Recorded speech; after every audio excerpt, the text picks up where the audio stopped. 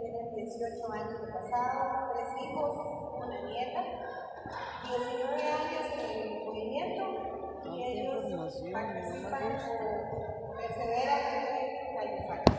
Bienvenido, don Walter.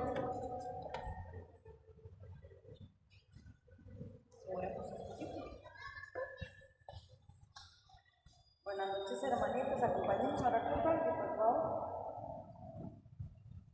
Bendito y alabado seas, mi Señor.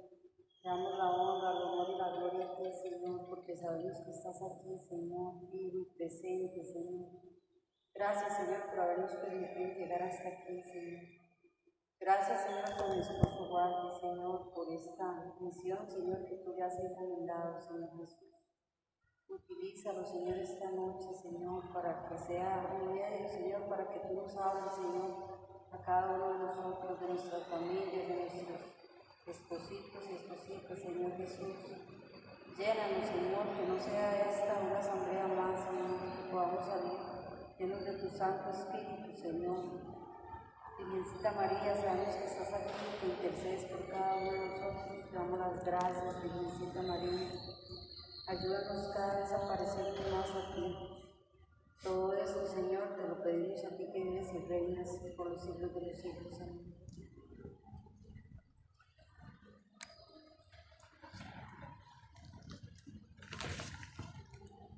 Buenas noches, familia.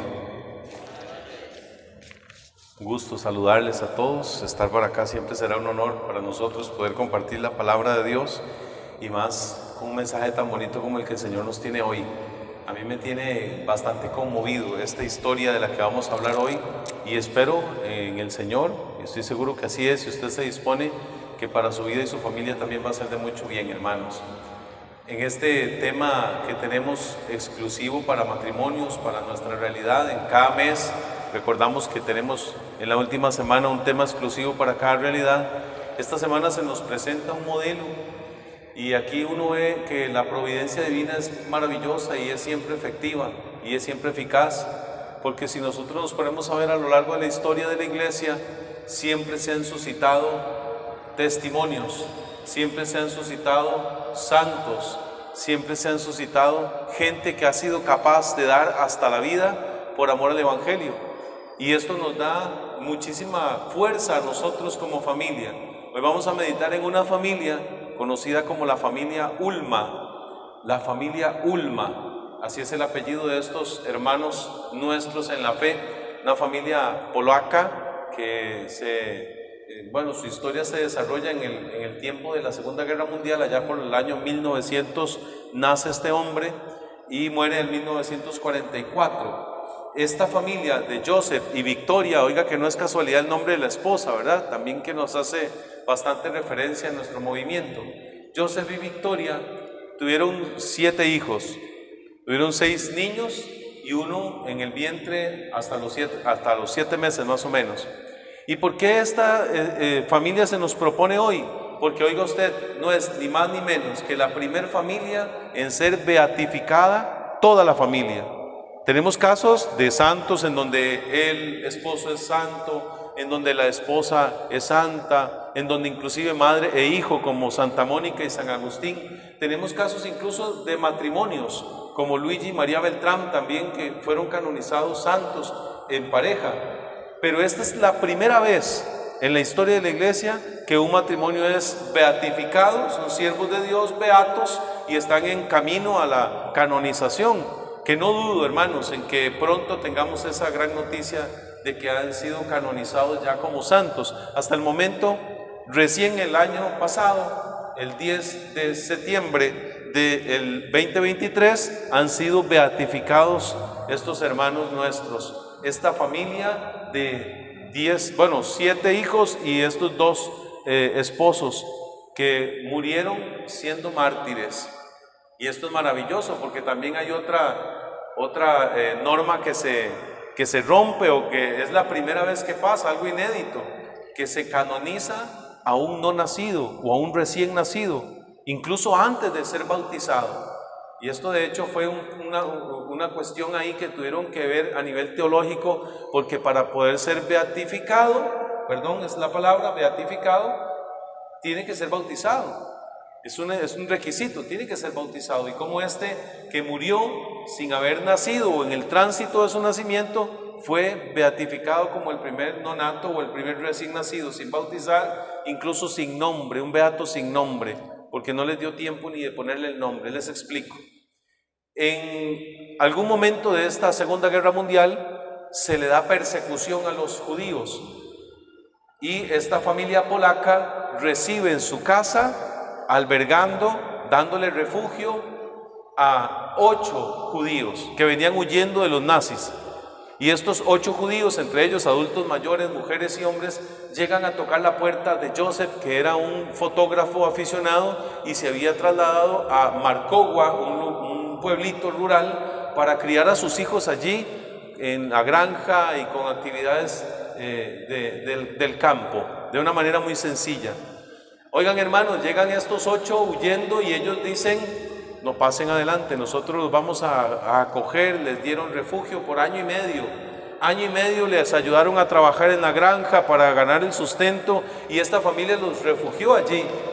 A eso de las 3 de la mañana y amaneciendo, se hizo presente unos policías del régimen y se dan cuenta que ellos, avisados de que esta familia tenía allí refugiados a los judíos, y encuentran a los judíos y matan a 4 de estos 8 refugiados delante de Joseph y delante de Victoria.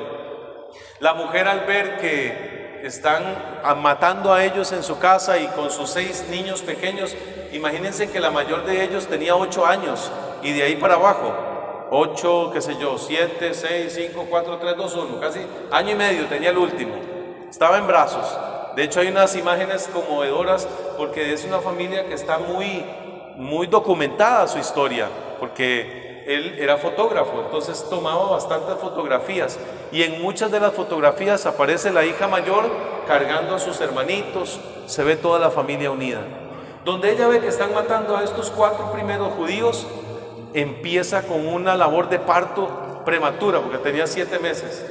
Y estando en esa labor de parto que inicia, matan a los otros 4 y después matan a Joseph, su esposo, y a ella. Le dan un disparo y ella muere desangrada. Quedan los niños, 6 niños pequeños, y los niños, al ver aquella escena tan desastrosa, empiezan a llorar y gritar, y el policía al mando le mata a 3 de ellos, y después el otro oficial mata a los otros 3. Toda la familia muere. 17 personas mueren en esa madrugada infernal, en donde el demonio hizo fiesta, ¿verdad? Pero la sangre de mártires también es semilla de santos. Estos entregan su vida. Incluso se resuelve de esta manera el dilema con el bautismo del no bautizado, porque se resuelve, el Papa Francisco dice: este es un bautismo de sangre, la sangre de su madre al morir allí. Porque cuando exhuman su cuerpo encuentran que ella ya estaba con la cabecita del niño saliendo de su cuerpo. Cuando encuentran su cuerpo, después para enterrarlo, se dan cuenta de eso. Entonces, todos ellos fueron beatificados.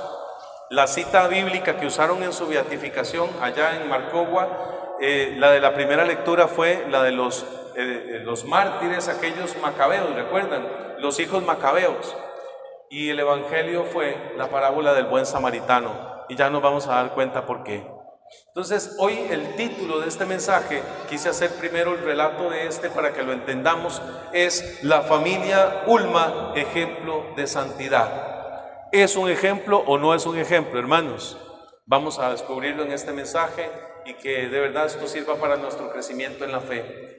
Digo que el Señor ha sido providente, porque en este tiempo en el que usted y yo estamos viviendo, en esta que no es la Segunda Guerra Mundial, sino que es la batalla contra la familia, se nos propone a nosotros una familia cristiana, porque ellos participaban de la parroquia, de la vida de la iglesia, una familia amante de los sacramentos, de las escrituras, profundizaba en las escrituras, y además una familia que estaba a favor de la vida, que luchaba por la vida y que estaba abierta a la vida, como ya lo vimos sustancialmente. Entonces, este es un gran ejemplo para nuestros tiempos y de hecho, sea de paso, vale la pena pedir la intercesión también de estos matrimonios, de este matrimonio, de este esposo y de esta esposa.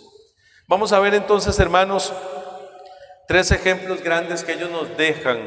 Esta familia como ejemplo de santidad nos dejan 3 ejemplos. El primero de ellos, si usted está anotando, ponga allí, don de fe transmitido a los hijos. Un don de fe que se transmitió a sus hijos, porque esta familia, los Zulma, meditaban en la palabra, tanto que en 2014 hicieron como un museo allí en Markowa, en Polonia, en donde está la palabra de Dios, la Biblia subrayada. Cuando ellos mueren encuentran algunas posesiones de ellos y está subrayado el pasaje en la escritura del buen samaritano. Cuenta la madrina de uno de los chicos que cuando Victoria se mejoró de ellos, ella fue a ayudar a la casa y tenía el testimonio de ver al papá todos los días llegar del trabajo, doblar rodillas y meditar en ese pasaje de la escritura, en la parábola del buen samaritano. ¿Cómo logramos nosotros entonces imitar esta parte? Un don de fe que se transmite, que se da, que se hereda, que se deja como un legado para nuestros hijos, nuestros nietos, bisnietos y todas las generaciones que vienen después. Bueno, yo he querido tal vez, para entenderlo un poco mejor, aplicarlo a algo que todos conocemos y es la dieta. Todos nosotros conocemos lo que es la dieta, el comer, el alimentarnos. Y como entenderán las mamás, que muchas veces son las que más cocinan, en el caso mío, a mí me ha tocado en los últimos años casi que cocinar un poco más que mi esposa, entonces uno va tratando de que la dieta sea bastante variada, que sea completa, que sea nutritiva, pero que también sea rica. Entonces, de esa manera quisiera presentarles cómo transmitir la fe a nuestros hijos, de una manera completa, balanceada y deliciosa. Así tiene que ser la fe que transmitamos a ellos. Una fe completa, balanceada, que sea deliciosa también. ¿Cómo es una fe completa? Bueno, una fe en la que usted no solo escoja lo que le gusta, que no sea fe como estilo buffet o de autoservicio, que usted diga, ay, a mí es que de la iglesia me gusta mucho la alabanza, pero no me gusta la oración. A mí me gusta mucho, por ejemplo, ir a la Eucaristía, pero una hora santa como que eso no. O el Santo Rosario, no me llevo muy bien con la Virgen, como que no lo entiendo, me da sueño. Entonces, iglesia sí, sacramentos no. Iglesia sí, qué sé yo, la Eucaristía no. Hay gente que le gustan partes de la iglesia. Y de esto lo que hacemos es mutilar nuestra fe, porque nuestra fe es un conjunto que se da completo. No se le puede dar todo de una vez, porque a veces se vuelve un embutido muy grande de digerir. Es poco a poco, pero completo. No podemos nosotros escoger o hacer un revoltijo, que eso es peor. Lo que hoy se conoce como el sincretismo religioso. Que usted puede ver gente, y a mí me ha pasado mucho en los retiros o donde quiera que estemos, vemos gente que tiene una pulsera color rojo anudada, con la medalla San Benito, con el ojo turco, con la flor de no sé qué, del loto, y vemos aquel revoltijo de cosas. Gente que un día va a la Eucaristía y otro día siguiente va a una célula de los testigos de Jehová o de los mormones, o va donde mejor le caliente el sol, donde le ayuden, donde le den de comer, donde le den algún aporte, donde pueda beneficiar, donde canten más bonito. Entonces, no, la dieta de la fe se da completa y se da una doctrina sana, la sana doctrina. Se cuida el depósito de la fe. No podemos dar nosotros lo que nos dé la gana o enseñar lo que nosotros querramos, leer la Biblia a nuestra manera y entregársela así. Vean lo que dice el escritor sagrado en la carta de San Pablo a Timoteo, en la segunda. Si usted gusta, por favor me acompaña allí, los que andan en la palabra de Dios. Vaya a segunda de Timoteo.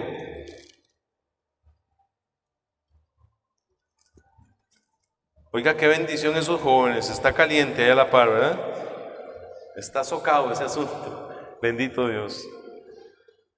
Segunda de Timoteo 1, del versículo 3 en adelante, dice San Pablo a Timoteo: doy gracias a Dios, a quien como mis antepasados rindo culto. ¿Como mis qué? antepasados. También Él rinde culto con una conciencia pura, cuando continuamente, noche y día, me acuerdo de ti en mis oraciones. Tengo vivos deseos de verte, al acordarme de tus lágrimas para llenarme de alegría. Pues, atención al versículo 5, evoco, traigo a mi mente el recuerdo de la fe sincera que tú tienes, fe que se arraigó primero en tu abuela Loida y luego en tu madre Eunice, y que sé que también se ha arraigado en ti. Palabra de Dios. Esta transmisión de la fe es de lo que estamos hablando. Se arraigó primero en tu abuela Eloida, después en tu madre Eunice, y sé que se ha arraigado en ti. Y el mismo Pablo dice, traigo ese conocimiento que me dejaron mis antepasados. Esa transmisión, preguntémonos entonces, hermanos, ¿cómo estamos transmitiendo nosotros la fe? O más bien la pregunta no es cómo la estamos transmitiendo, es, ¿la estamos transmitiendo, hermanos? ¿Estamos dejando un legado en la fe? Ahora que se nos acerca, ya estamos próximos a la Semana Mayor, ¿cómo hemos vivido nosotros la Semana Santa? De manera que nuestros hijos puedan tener esta tradición, este legado, esta transmisión de la fe. ¿Cómo vivimos el Triduo Pascual? ¿Cómo hemos vivido la Cuaresma? Esta es la reflexión. Bueno, esta es una dieta completa. No voy a quedarme allí porque quiero ir a que sea variada. ¿Qué quiere decir que la transmisión de la fe tiene que ser una dieta variada? Bueno, hermanos, ni tanto que queme al santo, ni tampoco que no lo alumbre, decían nuestros mayores, ¿verdad? No es una fe fanática, es una fe del corazón que se vive y se acepta y se transmite desde el corazón. No quiere decir que una vez que entramos a la iglesia, al movimiento, vamos a hacer solamente eso, absolutamente eso, y nos vamos a ir absolutamente todo nuestro tiempo en la iglesia, en el servicio. No, hay un momento para cada cosa y hay que tener un balance. No podemos obsesionarnos y meternos allí de lleno y descuidar a nuestra familia, descuidar los tiempos de familia, descuidar la crianza de los hijos. Entonces hay que tener un balance entre servicio y familia, un balance entre la tradición y la novedad, porque puede que nos volvamos tradicionalistas y que solo lo bueno era lo que vivimos antes, lo de antaño. Es que ahora es un desorden, ahora no sirve, ahora esos jóvenes hacen mucha bulla, ahora esos videos, ahora esos canales de YouTube, ahora que todo... No. Tengamos un balance entre tradición, que ellos sepan de dónde vienen, pero también empecemos a aprovecharnos de las cosas nuevas, de la novedad, que la novedad no va a cambiar la doctrina ni la tradición. Entonces tengamos ese justo balance y que sea deliciosa. Ahí les dejo una cita en la anterior, en la balanceada Efesios 6:4. Dice, no exasperen, padres, no exasperen a sus hijos, antes bien fórmenlos mediante la exhortación en el Señor, edúquenlos en el Señor. Es un sano balance. Y la dieta deliciosa en la fe es porque no se puede comer siempre lo mismo. Hay que variar, hay que profundizar, hay que buscar nuevos métodos, decía ya San Juan Pablo II, nuevos métodos, una nueva metodología, nuevos medios para llegar a una nueva evangelización. Sí, hay que aprovecharnos de todo eso, hay que meternos en el ambiente de ellos a través de la música, a través de las redes sociales, buscar algunos influencers que ahora les pueden influenciar la vida de manera positiva, ver qué es lo que ellos están ahorita consumiendo en redes sociales y tratar de mostrarles que también hay cosas bellas desde la fe, que también hay mensajes positivos desde la fe y que podemos disfrutar de estas maneras. Entonces, dejarlos participar a ellos también en esta vida de la fe. ¿Sí se entendió esta primera idea, hermanos? Una dieta completa, una dieta balanceada en la fe, que tenga un poquito de todo, ¿sí? Un poquito de todo de nuestra fe. No solamente irnos a la doctrina teológica, filosófica, sino también aprender del testimonio de vida de santos, de la palabra de Dios. Y ahí es donde quería llegar a una segunda idea. La primera es una transmisión de la fe, que ellos nos dieron ejemplo al ver que tenían subrayado el pasaje en la escritura del buen samaritano. Ahora vamos a ir a una segunda idea, que es los samaritanos de Marcowa, así se les conocía a ellos, los samaritanos de Marcowa. Y se les decía así porque su meditación en la palabra del buen samaritano se convirtió en una acción, se les hizo realidad. Ellos se encontraron no solamente con una idea utópica de ser el buen samaritano, una idea muy espiritual, muy efímera, no, se volvió realidad. El buen samaritano fue aquel que no solamente pasó de largo y se conmovió, porque para nosotros ser samaritanos en este siglo en el que estamos, en este año y en este tiempo, no solamente basta con conmoverse, aunque esto podría ser la primera intención de un samaritano, aquel que se conmueve ante el dolor del otro, aquel que puede distinguir la necesidad de otra persona, otra familia, y es capaz de conmoverse en las entrañas, de sentir pena con el otro que está sufriendo, de sentir la necesidad del otro, el dolor, el duelo, la tristeza del otro. Pero no basta solo con eso, hay que pasar de la oración a la acción también, porque si no, Santiago nos recuerda, la fe sin obras está muerta, no sirve de mucho. Pensemos nosotros qué hubiésemos hecho si sabemos que el acoger a estas personas en nuestra casa nos puede costar la vida. Muchísimos de nosotros le hubiéramos puesto doble candado, le hubiéramos puesto el picaporte por dentro y todos los muebles para que no se arrimen. Apagamos luces todos los chiquillos, los 8 o los 5, todos calladitos para que no vean que hay nadie. ¿Qué testimonio más grande dieron estos papás al decir, pasen adelante, los vamos a recibir en casa? Esto es muy difícil y tal vez nosotros nunca nos vayamos a enfrentar a una situación tan grave como esta. Pero pensemos en la propia vida de nosotros. Somos samaritanos, hermanos. Acogemos desde el corazón, vemos el dolor del otro, nos interesamos sin egoísmo, o estamos siendo también presa de la cultura actual que es indiferente. Mientras yo esté bien, cada uno en su casa y Dios en la de todos. Conmigo no te metas, yo no te debo nada, no me debes nada. Entonces no me involucro en absolutamente nada, soy indiferente a lo que pasa en la sociedad, soy indiferente a lo que pasa en la misma comunidad. Esta canasta es un signo de ese ser buen samaritano. Entonces vamos a ahondar un poquito más en esto a la luz de la palabra también, por favor. Carta de San Pablo a los Romanos.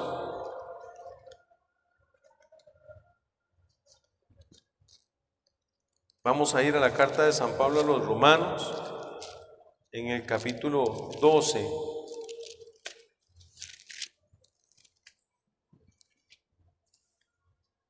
Versículos del 9 en adelante. San Pablo a los Romanos, capítulo 12, versículos del 9 y siguientes. Todo ese capítulo de ahí en adelante es bellísimo. Quisiéramos poder expandirnos más, pero vamos por lo menos a entresacar estos versículos de acá.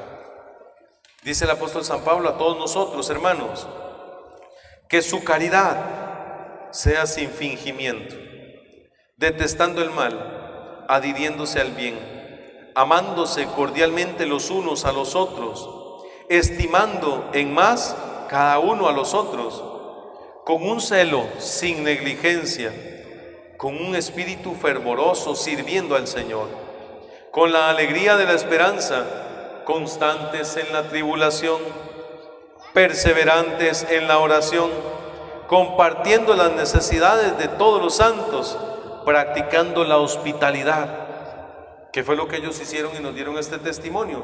Y en el verso 14 dice, bendigan a los que los persiguen, bendigan y no maldigan, alégrense con los que se alegran, lloren con los que lloran, tengan un mismo sentir los unos para con los otros, sin complacerse en la altivez, sino atraídos más bien por lo humilde, no se complazcan en su propia sabiduría. Palabra de Dios, te alabamos, Señor. Ven qué bello esto, hermanos. Hay que servir con un celo sin negligencia, sin apariencia, sino una caridad sin fingimiento, acogiendo en la hospitalidad, recibiendo a todos los santos en la oración. Y además dice, alégrense con los que se alegran y lloren con los que lloran. Este conmoverse hasta las entrañas es lo que hace del buen samaritano la diferencia con los otros que habían pasado allí. Habían muchos que habían pasado, vieron la escena y pasaron de largo. un religioso por ahí, un publicano, una persona con conocimientos, y da de largo.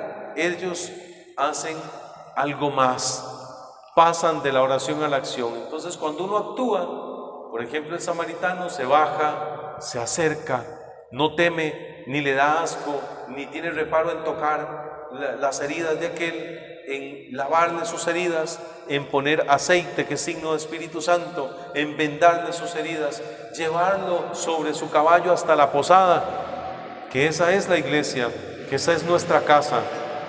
Cuando traemos a alguien aquí, viene así, viene lastimado, abusado, herido, y venir acá es traer un samaritano, es traer a un hombre que ha sido lastimado, a una familia lastimada y herida.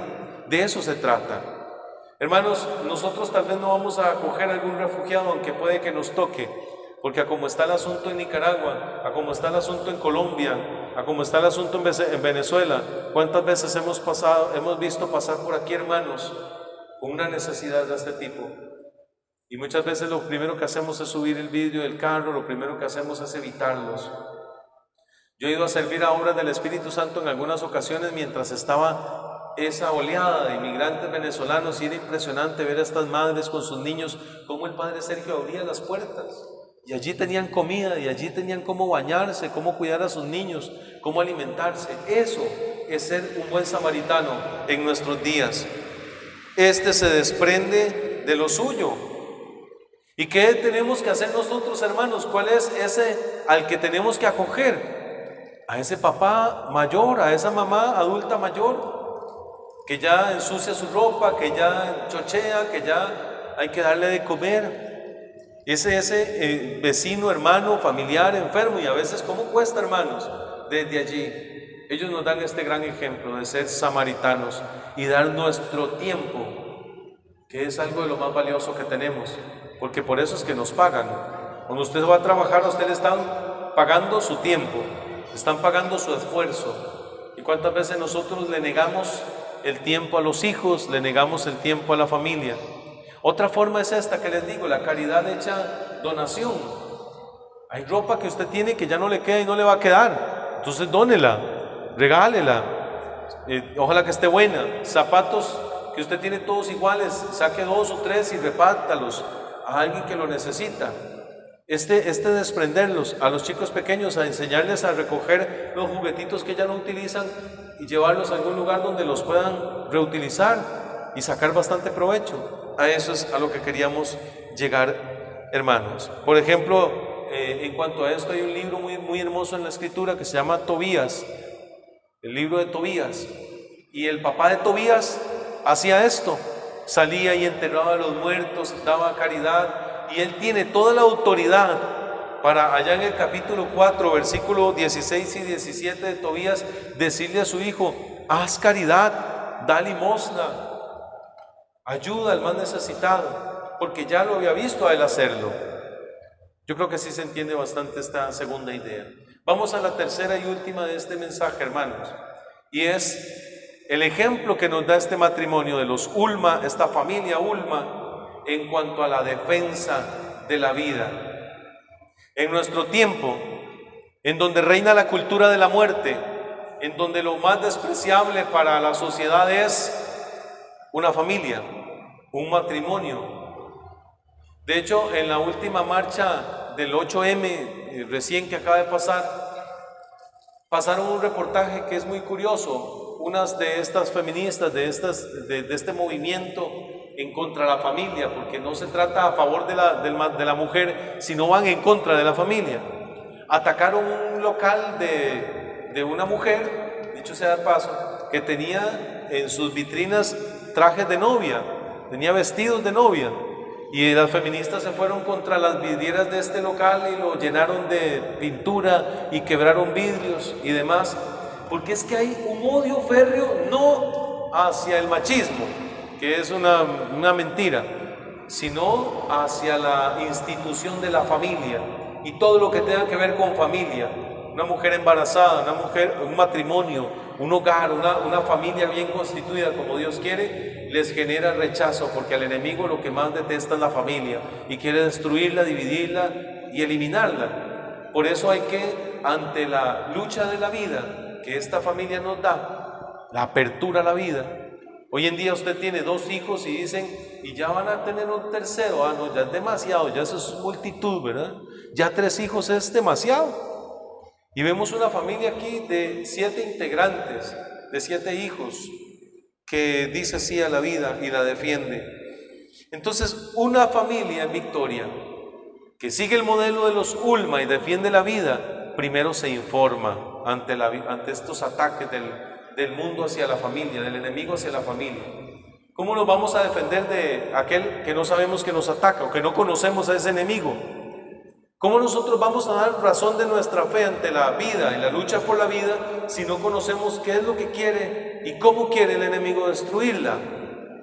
Cuando nuestros hijos vengan con temas, porque ya cuando ingresan a la universidad y incluso desde el mismo colegio, desde las mismas escuelas o hasta de los mismos maternales y del kinder, están siendo bombardeados con un montón de ideas que nosotros no nos pasan por la mente.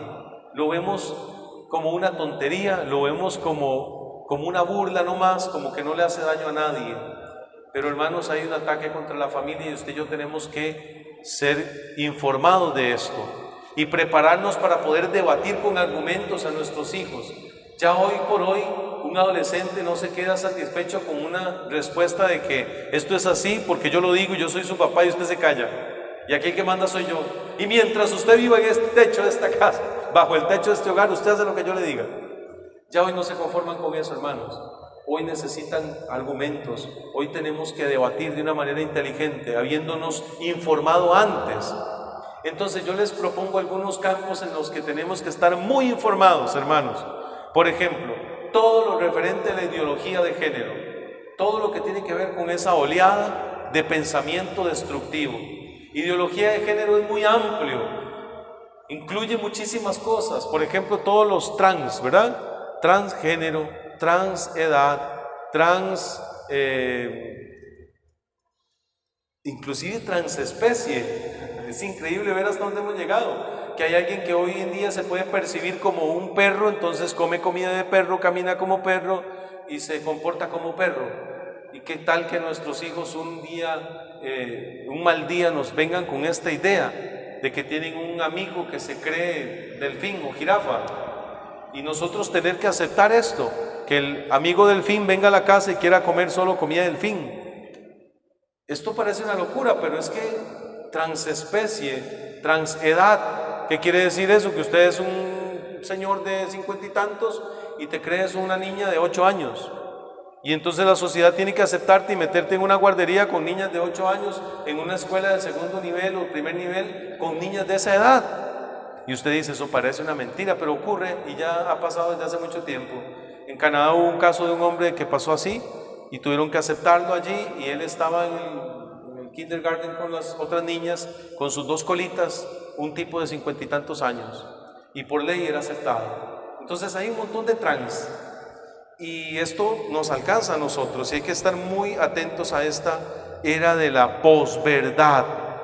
Hoy se entiende que no hay una verdad absoluta, sino que todas las verdades son reales. La verdad tuya es real, porque si usted lo cree, entonces es verdadero y yo tengo que aceptarlo. Ya la verdad es relativa, no es absoluta. Y nosotros muy bien sabemos que hay una sola verdad y se llama Cristo. Él es camino, verdad y vida. Entonces no hay muchas verdades, hay solo una. Lo que hay es un montón de mentiras disfrazadas de verdad. Esta es la era de la posverdad, una palabra que ha querido ser ingresada en los últimos años en nuestro idioma. La posverdad, después de la verdad. Hay otra frase también conocida como el poshumanismo, después del humanismo, después del ser humano. Y ahí entra algo que se llama biogenética y toda esta rama en donde se altera la sexualidad de las personas. Y entra todo lo que conocemos como fertilización artificial, fecundación in vitro, la manipulación de las hormonas de los esposos. Entonces, ahí tenemos que investigar, ahí tenemos que escuchar, aprender, buscar información, hermanos, porque si no, no tenemos la forma de orientar a nuestros hijos y van a empezar a creer, cuidado y si ya no lo están haciendo, en un montón de cosas que son engaños. Y por último, entonces, van a aceptar con facilidad el aborto porque creerán que lo que hay en el útero de la mujer no es un ser humano, sino un cúmulo de células nomás, es un producto. Y nosotros tenemos que ser muy astutos porque cambiando la forma en que nos hablan, cambian la forma en que pensamos, y cambiando la forma en que nosotros concebimos las cosas, nos van a vender lo que quieran. Y ahí hay que tener mucho cuidado, porque hoy no se dice una mujer embarazada, se dice persona gestante. Entonces una persona gestante puede ser un hombre, porque es una persona gestante, y ahí es donde van. Persona menstruante, cualquier persona puede menstruar, hombre, mujer, que sea género no binario o no binarie. Y este lenguaje inclusivo, que bendito sea Dios, en Argentina lo erradicaron de raíz. Vino el peluca Milei, ¿verdad? El presidente Javier Milei, y dijo: no más en documentos del gobierno, no más en instituciones, en educación, no más el lenguaje inclusivo, que es una verdadera estupidez, hermanos. Me van a disculpar los que lo aplican, pero es increíble cómo se pretende eliminar el abuso, el acoso, las violaciones cambiando una vocal en la palabra. Entonces hay que tener cuidado con esto. Y la cultura de la muerte, que bueno, incluye todo esto, ¿verdad? Eutanasia. En España ya hay varios casos, en Colombia hubo otro en donde una persona con una enfermedad ciertamente dolorosa pide: yo quiero recibir la inyección letal, o que me maten, ya no soporto el dolor, es demasiado, prefiero que me maten. Pide la eutanasia y el gobierno está en obligación de dársela.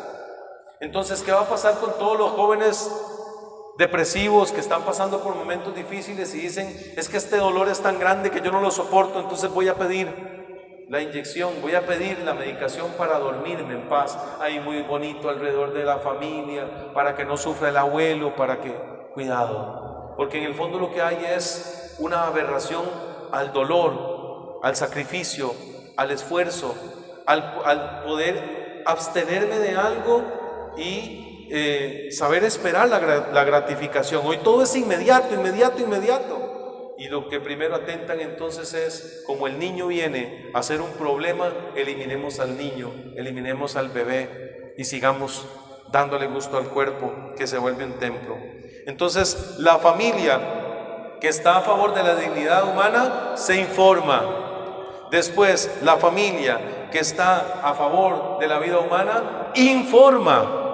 Una vez que nos hemos informado, que hemos leído, que hemos investigado, allí yo le propongo, por ejemplo, un Agustín Laje que va muy, no a la parte de la fe, pero sí va a la parte científica, a la parte política, a la parte social de todos estos temas. Tiene un libro muy bello que estoy acabando de leer, se llama Generación Idiota, que explica perfectamente toda esta situación en la que nos encontramos. Agustín Laje es un buen referente. Miklos Lucas. Hay varios que en redes sociales están. El padre Byron es un sacerdote bastante joven, un youtuber también que podemos compartir con nuestros hijos. Y así Fray Nelson Medina, que ha sido siempre un gran referente, José Ignacio Munilla, es gente que trabaja en redes sociales y que tiene temas muy actuales. Hay un podcast que se llama Punto de Vista también, de Alejandro Bermúdez, un peruano que constantemente tiene temas de actualidad. Él ha trabajado en EWTN y otros canales. Entonces, bueno, una referencia para informarnos. Y entonces, cuando nuestros hijos vengan a consultar, informamos. Le damos pequeñas dosis, ejemplos. Sabemos de lo que están hablando. Y tenemos tema de conversación, porque actualmente nos llega un hijo a hablarnos de todos estos temas y nos quedamos extrañados. Y vemos cómo en las películas de Disney, cómo en los dibujos animados se mete toda esta ideología como raíces por todo lado, y nosotros estamos desconociendo esta realidad. Entonces, los animo a que nos informemos para poder informar. Y por último, ante la defensa de la vida, nos toca anunciar y denunciar, como los profetas que somos, porque hemos sido bautizados sacerdotes, profetas y reyes. Entonces nos toca denunciar esto. ¿Y cómo lo hacemos? No desde la casa, aunque desde ahí iniciamos, pero no nos quedamos solo en las cuatro paredes. Salimos a anunciar, nos manifestamos. Que viene una caminata 40 días por la vida, o una manifestación pro vida. El movimiento ha participado ya en 2 grandes a nivel nacional, en donde vamos a manifestarnos en contra de leyes que quieren aprobar esta cultura de la muerte. Entonces es a través de las redes sociales, a través de los comentarios que hacemos en nuestras plataformas, las que usted visita, las que usted comenta. A veces posteamos cada tontera, hermanos, y no defendemos a la familia. Y empezamos inclusive a simpatizar con aquellos que quieren atentar contra ella, ¿no? En publicaciones, en el ambiente político, ¿por qué no? ¿Ha escuchado usted en nuestro país el proyecto de ley 23.809? Se llama Ley de Reconocimiento de la Identidad Trans, No Binaria y Género Diverso, entre otras. ¿Y qué es lo que pretende esta ley? Impulsada por partidos de izquierda bastante fuertes en el país. Y aquí yo no estoy hablando de política, estoy nada más dándole una intención para que usted esté atento a estos temas, que no sea indiferente, porque al fin y al cabo esto te alcanza a ti o alcanza a tu familia. Esta ley lo que pretende es que si una niña de 12 años, como los que se acaban de ir hace un momento a su asamblea, es confundida ahí en la escuela con los amiguitos, que tiene una amiga que se percibe una lesbiana o que se percibe no binaria, que un día amanece siendo hombre, otro día siendo mujer, y le confunde su mente, y ella llega a adquirir estos pensamientos, que ella pueda ir a la caja del Seguro Social y pedir que la hormonicen, que le hagan una transición de género, y el papá ni la mamá se van a poder oponer. Porque entonces si el papá y la mamá se oponen a que esa niña de 12 años reciba un tratamiento de hormonización, la toma el PANI y se la lleva. Y recibe allí su bloqueo hormonal. Porque se trata de que antes de que ella desarrolle, antes de la pubertad, reciba una bomba de hormonas. Una bomba de hormonas que frena su desarrollo normal, natural, y le permite transicionar al otro género. Entonces vean que esto nos alcanza, ¿sí o no, hermanos? Y nosotros muchas veces no conocemos estas realidades. No conocemos, vemos que, ay, sí, qué bonito que le quiten el IVA a los implementos femeninos de limpieza, las toallas sanitarias y otras cosas. Pero esa es la punta del iceberg. De allí empiezan a pelear y a pelear y a pelear y se van metiendo con un montón de realidades que lo que quieren es destruir a la familia. Entonces, por favor, les invitamos a que estén atentos a esto y que podamos defender a la familia.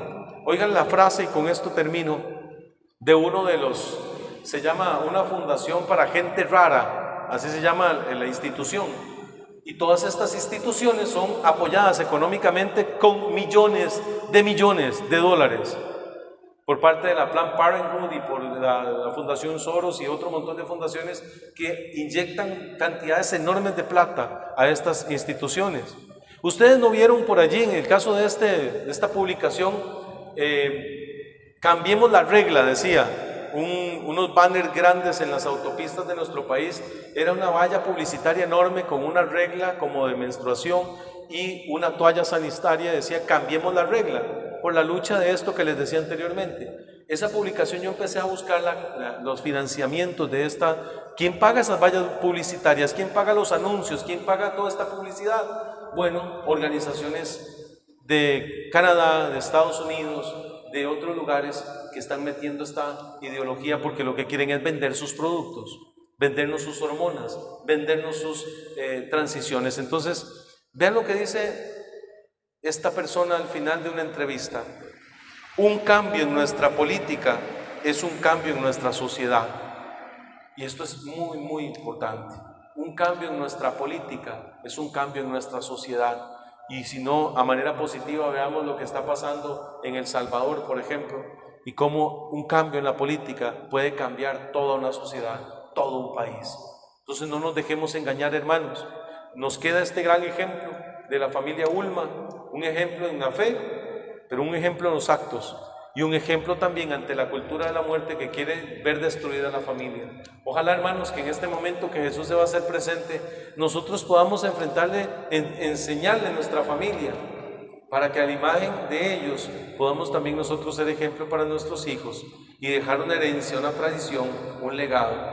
Demos gloria al Padre, al Hijo y al Espíritu Santo.